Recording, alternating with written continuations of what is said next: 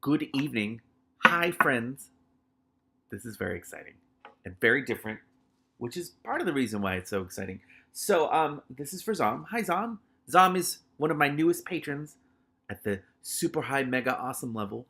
And they are asking me to read a book that I somehow have never read and still know nothing about, despite that I've heard it's good and that everyone in the universe has read it. Apparently, not me. This is a book called The Little Prince. I am going to absolutely butcher the author's name, which is, I think it's Antoine de Saint Exupéry. I don't speak French. I can't even imitate it or whatnot.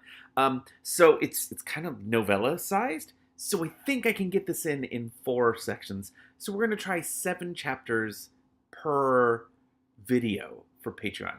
I think that should get it just about right. I don't know. We'll try it with this first one, and if I do it and this video is like 5 seconds long, then I'll make it longer. Anyway, thank you for supporting me on Patreon this month. This is my gift to you, March supporting me for March 2018. All right, chapter 1 of The Little Prince. I can already see all the little paintings. It's so exciting. All right. Once, when I was 6 years old, I saw a magnificent picture in a book called True Stories from Nature about the primeval forest. It was a picture of a boa constrictor in the act of swallowing an animal. Here is a copy of the drawing. And then there's the little drawing.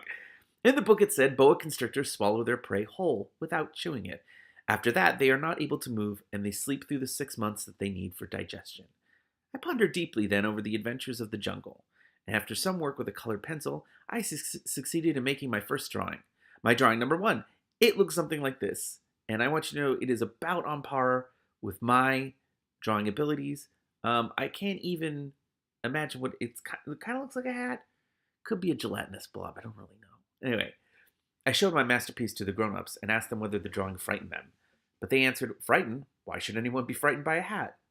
I mean, it does look like a hat. My drawing was not a picture of a hat. Oh, it was a picture of a boa constrictor digesting an elephant.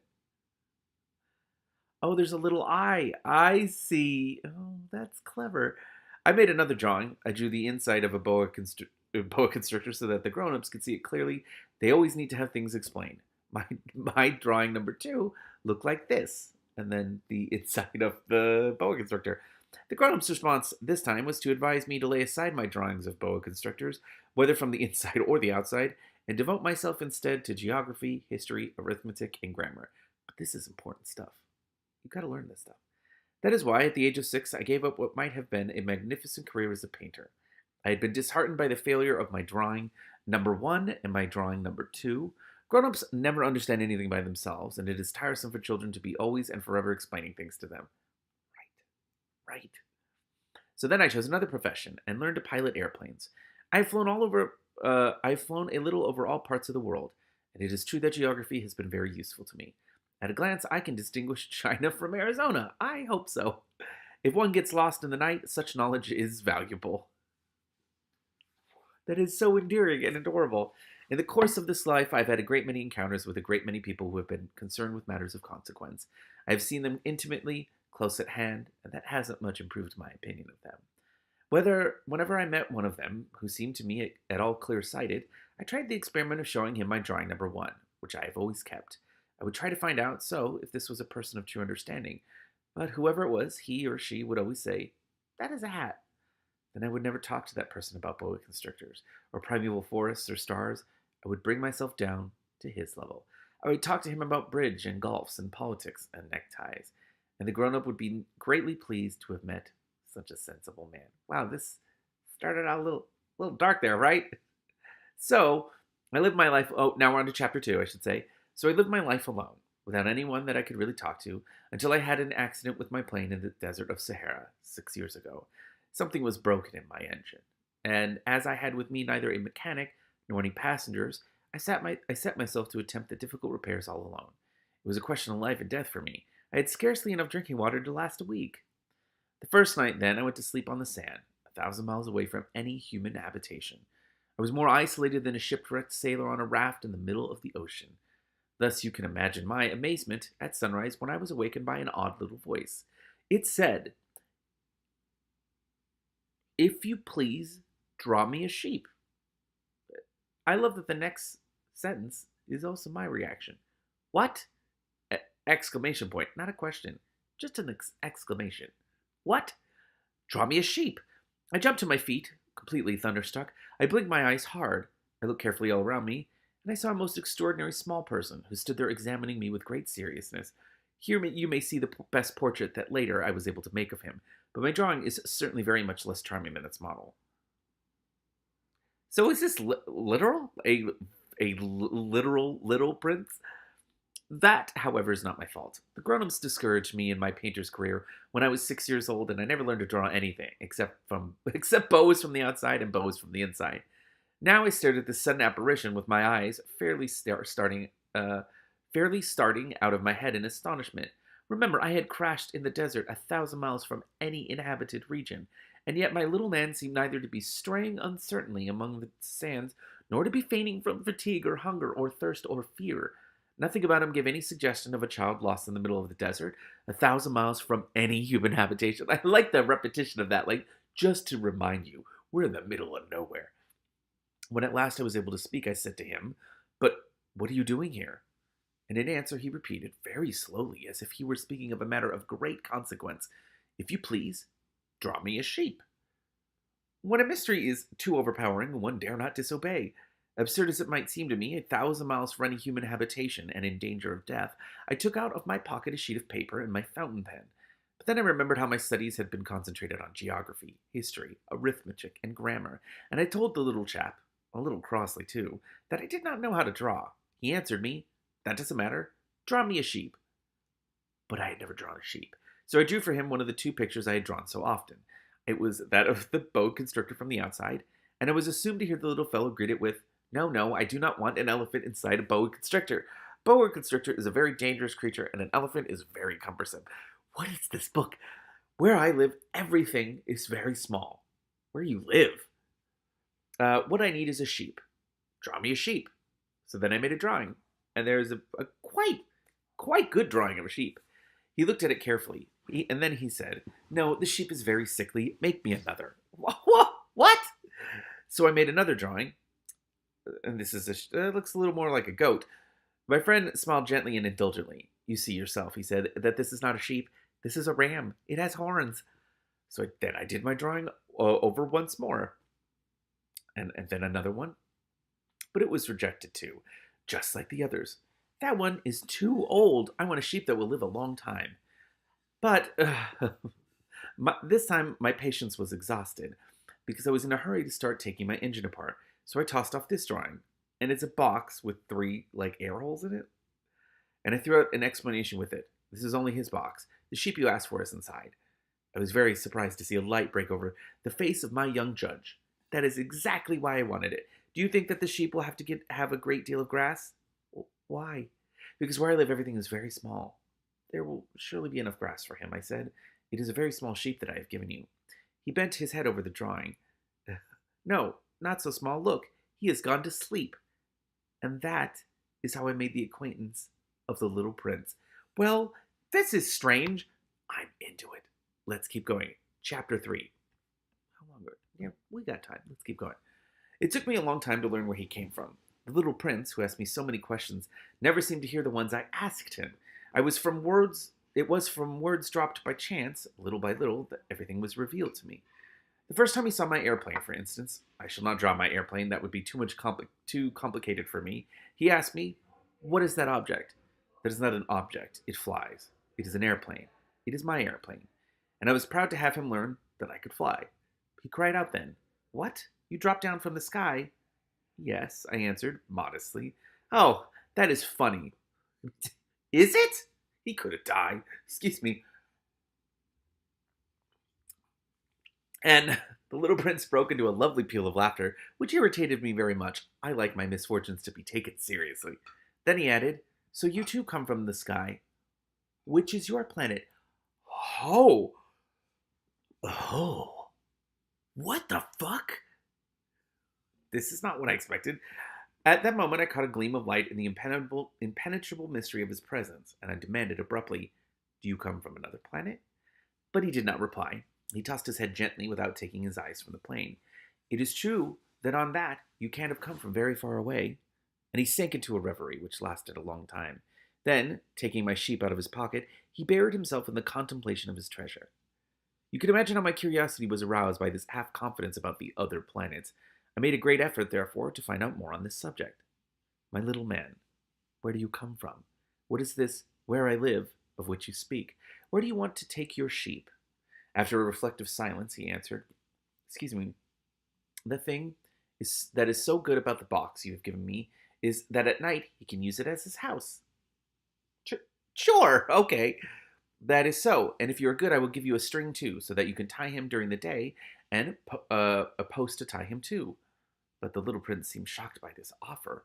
Tie him? What a queer idea. But if you don't tie him, I said, he will wander off somewhere and get lost.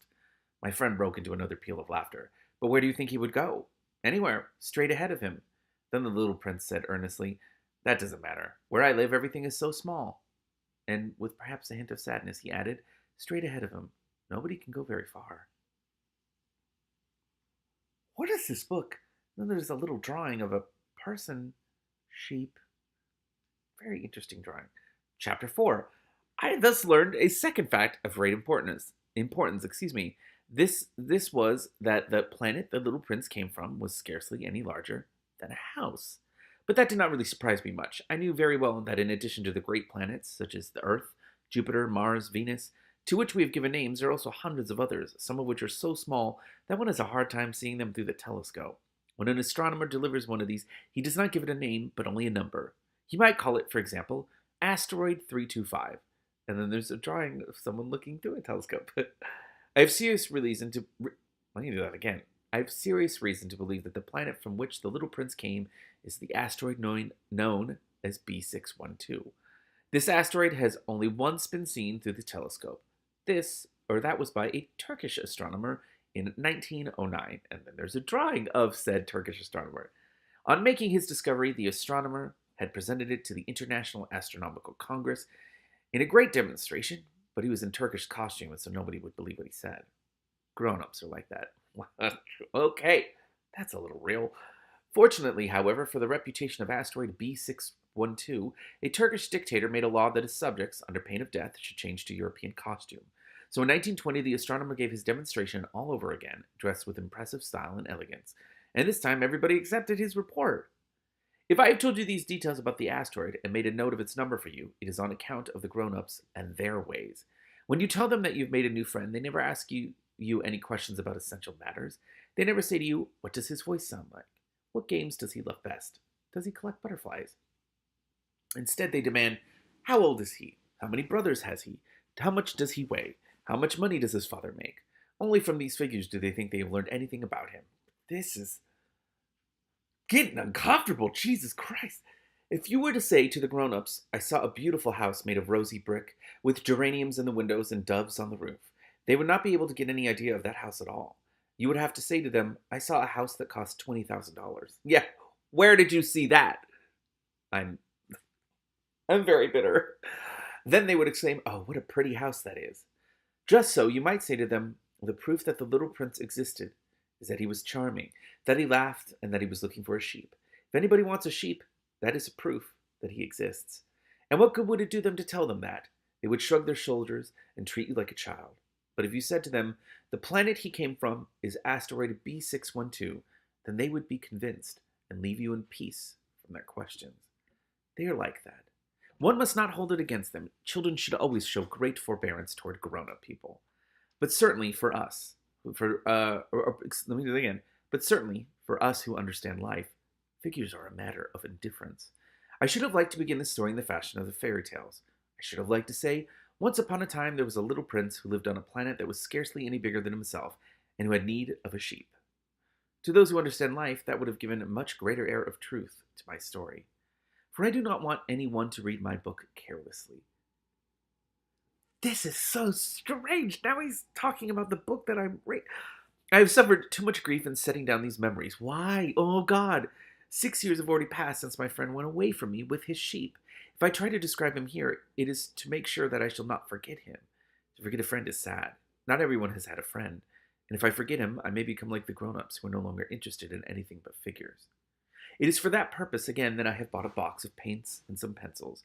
It is hard to take up drawing again at my age, when I have never made any pictures except those of the boa constrictor from the outside and the boa constrictor from the inside, since I was 6. I shall certainly try to make my portraits of true to life as true to life as possible, but I am not sure at all.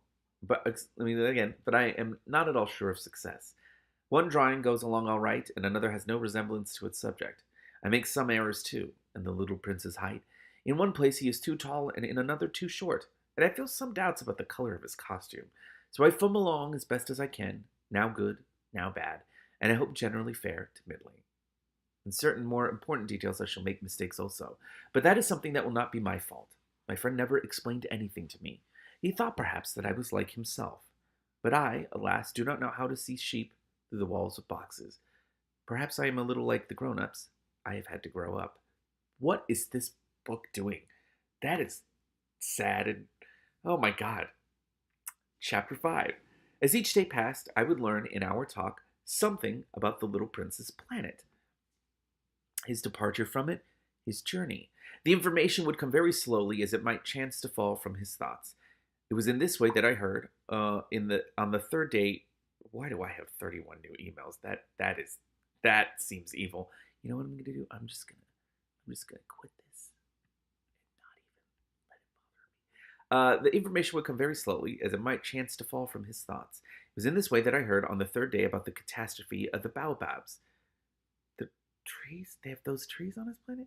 This time, once more, I had the sheep to thank for it. For the little prince asked me abruptly, as if seized by a grave doubt. Is it true, isn't it? It is true, isn't it, that sheep eat little bushes? Yes, that is true. Ah, I am glad. I did not understand why it was so important that the sheep should eat little bushes, but the little prince added, then it follows that they also eat baobabs.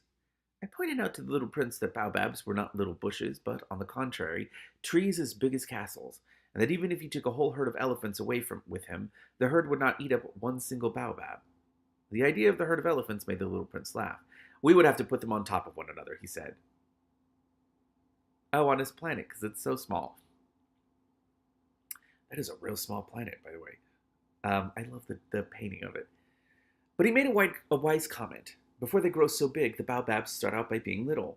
That is strictly correct, I said, but why do you want the sheep to eat the little baobabs? He answered me at once. Oh, come, as if he were speaking of something that was self-evident, and I was obliged to make a great mental effort to solve this problem without any assistance. Indeed, as I learned, there were, on the planet where the little prince lived, as on all planets, good plants and bad plants. In consequence, there were good seeds from good plants and bad seeds from bad plants, but seeds are invisible. They sleep deep in the heart of the earth's darkness, until someone among them is seized with a desire to awaken. Then this little seed will stretch itself and begin, timidly at first, to push a charming little sprig inoffensively upward toward the sun. If it is only a sprout of radish or the sprig of a rose bush, one would let it grow wherever it might wish. But when it is a bad plant, one must destroy it as soon as possible, the very first instant that one recognizes it. And then there's an image of the little prince gardening on his tiny planet. Now there were some terrible seeds on the planet that was home of the little prince, and these were the seeds of the baobab. The soil of that planet was infested with them. A baobab is something you will never ever be able to get rid of if you attend to it too late. It spreads over the entire planet. It bores clear through it with its roots, and if the planet is too small and the baobabs are too many, they split it in pieces. I like how that's presented just very naturally, like of course they split the planet in pieces. It is a question of discipline, the little prince said to me later on. When you've finished your own toilet in the morning, then it is time to attend to the toilet of your planet. Just so, with the greatest care. You must see to it that you pull up regularly all the baobabs at the very first moment when they can be distinguished from the rose bushes, which they resemble so closely in their earliest youth. It is very tedious work, the little prince added, but very easy. And one day he said to me, you ought to make a beautiful drawing so that the children where you live can see exactly how all this is. That would be very useful to them if they were to travel someday. Sometimes, he added, there is no harm in putting off a piece of work until another day. But when it is a matter of baobabs, that always means a catastrophe. I knew a planet that was inhabited by a lazy man. He neglected 3 little bushes. This is also strange. So, as the little prince described it to me, I have made a drawing of that planet. I do not much like to take the tone of a moralist, but the danger of the baobabs is so little understood, and such considerable risks would be run by anyone who might get lost on an asteroid, that for once I am breaking through my reserve. Children, I say plainly, watch out for the baobabs. My friends, like myself, have been skirting this danger for a long time, without ever knowing it, and so it is for them that I have worked so hard over this drawing. The lesson which I pass on by this means is worth all the trouble it has cost me. Oh, wow. That is a great drawing. That's beautiful. But also now I see, that's kind of terrifying. Perhaps you will ask me, why are there no other drawings in this book as magnificent and impressive as this drawing of the baobabs? The reply is simple. I have tried. But with the others I have not been successful. When I made the drawing of the baobabs, I was carried beyond myself by the inspiring force of urgent necessity. This is one of the strangest things I've ever read. Okay, chapter 6. Oh, little prince. Bit by bit I came to understand the secrets of her sad little life.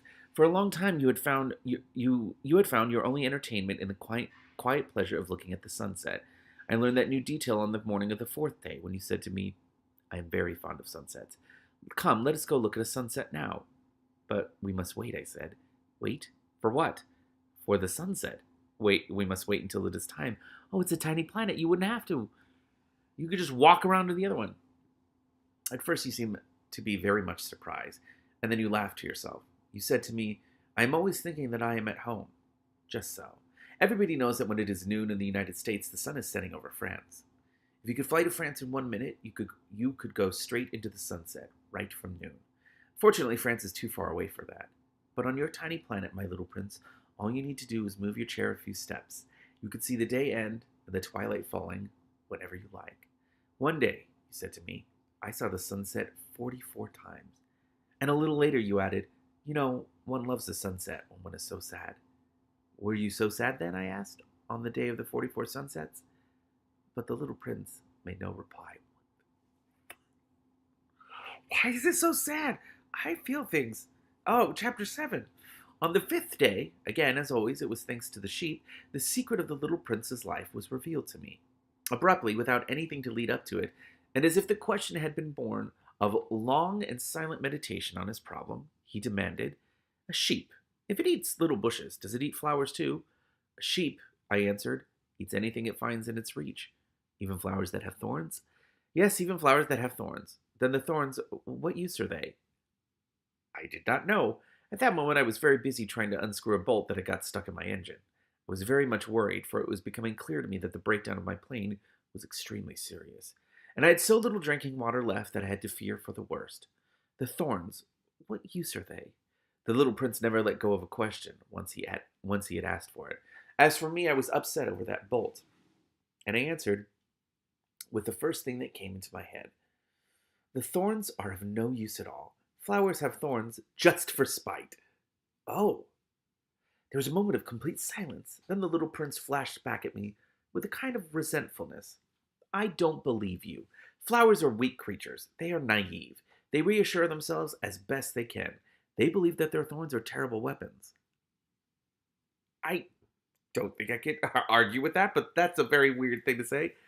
I did not answer. At that instant, I was saying to myself, if this bolt still won't turn, I'm going to knock it out with the hammer. Again, the little prince disturbed my thoughts.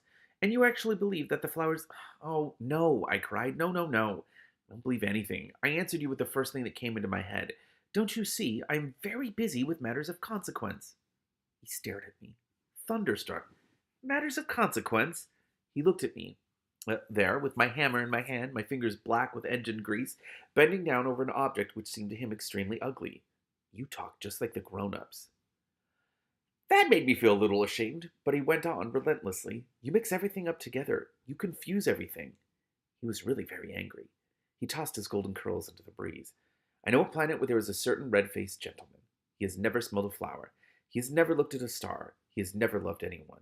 He has never done anything in his life but add up figures. And all day he says over and over, just like you, I am busy with matters of consequence. And that makes him swell up with pride. But he is not a man. He is a mushroom. A what? A mushroom. What the hell? The little prince was now white with rage. The flowers have been growing thorns for millions of years. For millions of years, the sheep have been eating them just the same. And is it not a matter of consequence to try to understand why the flowers go to so much trouble to grow thorns which are never of any use to them? Is the war for it between the sheep and the flowers not important? Is this not of more consequence than a fat, red-faced gentleman's sums? If I know, I myself, one flower which is unique in the world, which grows nowhere but on my planet, but which one little sheep can destroy in a single bite some morning without even noticing what he is doing, oh, you think that is not important. I mean, what? His face turned from white to red as he continued. If someone loves a flower, of which just one single blossom grows in all the millions and millions of stars, it is enough to make him happy just to look at the stars. He could say to himself, somewhere my flower is there. But if the sheep eats the flower, in one moment all his stars will be darkened, and you think that is not important. That is a deep metaphor for the importance of a single human life, I feel like. He could not say anything more. His words were choked by sobbing. The night had fallen. I had let my tools drop from my hands. Of what moment now was my hammer, my bolt, or thirst, or death? On one star, one planet, my planet, the Earth, there was a little prince to be comforted. I took him in my arms and rocked him. I said to him, the flower that you love is not in danger. I will draw you a muzzle for your sheep. I will draw you a railing to put around your flower. I did not know what to say to him. I felt awkward and blundering. I did not know how I could reach him, where I could overtake him and go on hand in hand with him once more. It is such a secret place, the land of tears. What the hell is this book? This book is very strange, incredibly sad, and then has these lines that are like, oh, I feel like my spirit left my body. Zom, thank you very much. What a weird book. I don't know what I expected. Maybe not this. I look forward to reading more of this next month for your Patreon. You're awesome. Thank you very much for this. And facilitating me reading the best translated version, I should say. You're awesome. Thank you very much. See ya.